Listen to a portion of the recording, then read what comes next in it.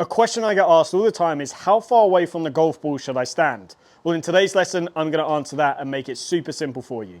So if you clicked on this video, chances are you don't know how far away from the ball to stand. And don't worry, you're in a boat with a lot of golfers. There's quite a bit of a grey area around this topic.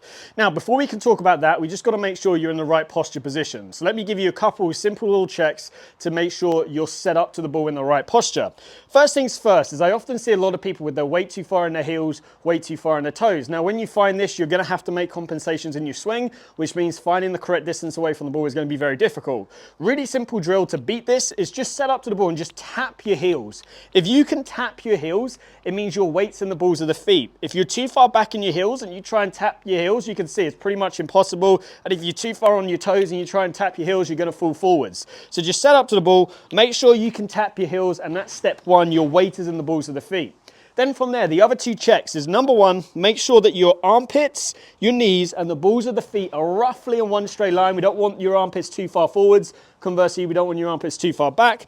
And also just make sure that your butt is not too far behind the back edge of your heels. You know, anywhere from a golf ball to 2 golf balls behind is perfect. Once you're in that position, you can see armpits, knees, balls of the feet all in one straight line. My weight, I can gently tap my heels, which tells me I'm in the balls of the feet, and my butt is no more than, say, 2 golf balls behind my heel.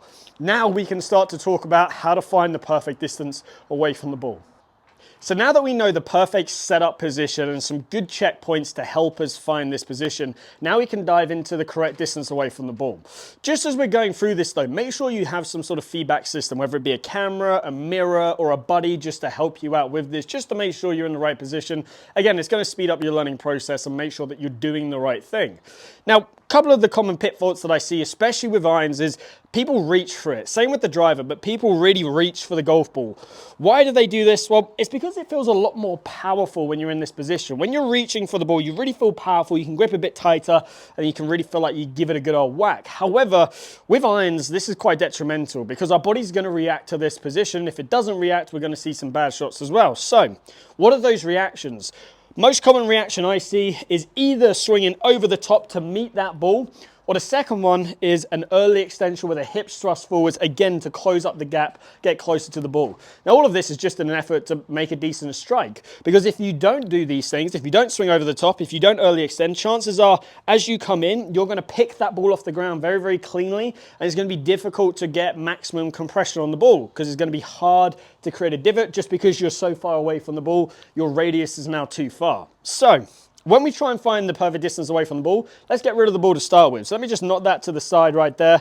And again, let me just go through that good setup position so you can see. Tapping those heels lightly, armpits, knees, balls to the feet are all in one straight line. Butts no more than 2 golf balls behind my heel line. Now, in this position, we want to be nice and relaxed at address. We want our hands just to hang under our shoulders. So as I grip this club, the checkpoint that I want you to have is if you were to draw a line straight down from the center of my shoulder joint, that line should roughly intersect where my hands interlock, overlap, or just touch depending on what grip you have. But you can see in this position, I'm just letting those hands just hang underneath my shoulder joint. Now in this position here, my arms are also super relaxed, which is great for our golf swing because we can get that beautiful free-flowing tempo and we can actually let the club do the work for us and not us try and muscle it, which a lot of golfers try and do.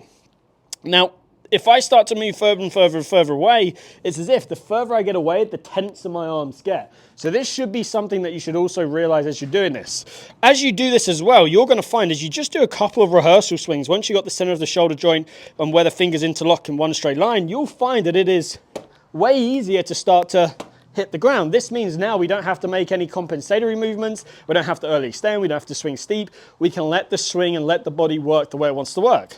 Once you're in that good position, now it's the time to bring that ball back in. So wherever the club head is there, now we're just going to bring that ball in and from there set up to the ball. Again, double check it with our reference guy, whether it be a camera, a person, or a mirror.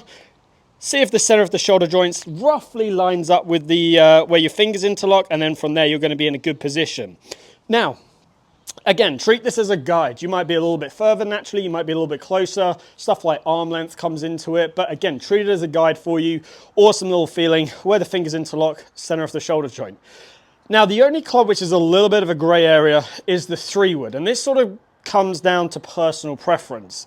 I would say a great general rule is if you're hitting 3-wood off the ground, treat it a little bit more like a 9. So you're naturally going to have your arms hang a little bit more underneath you. If you're hitting it more like off a tee, you're then going to treat it more like a driver. Okay, so we've just gone through the irons, now it's time to go through the driver. Now driver, again, it's going to be slightly different, but it's going to be based around the same concepts. The reason why it's slightly different is the shaft is longer, so we are naturally going to be more upright in our posture. So as a result, where we draw the line down and where it intersects is going to be slightly different with a driver versus an iron. So if I get into my good posture again, so make sure you're in that good balanced posture position, all the checkpoints we've run through before. If I set up to the ball, I often see again, especially with driver, people are like this. Now this is way too far away from the ball and I'm going to give you the correct checkpoint right here. Again, use your shoulder as a guide.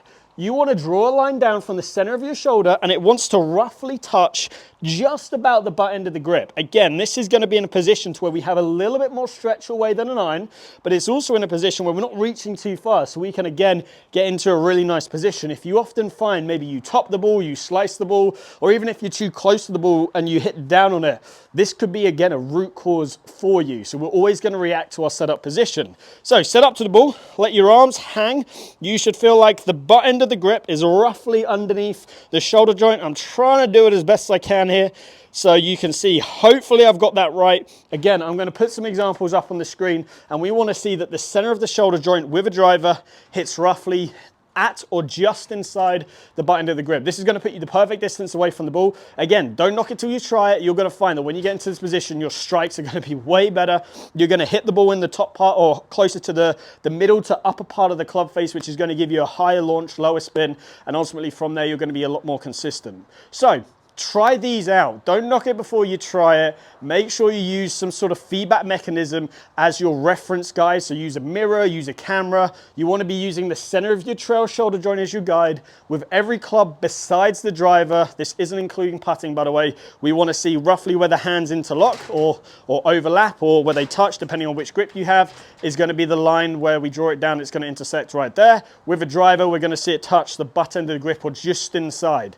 If you have any questions about anything I've gone through in today's video, please drop them down in the comments down below. Again, if you have any requests for future videos as well, drop them down below. If you've enjoyed today's video, please like and subscribe. I'm going to be posting a lot more videos like this, and I hope to see you back here soon.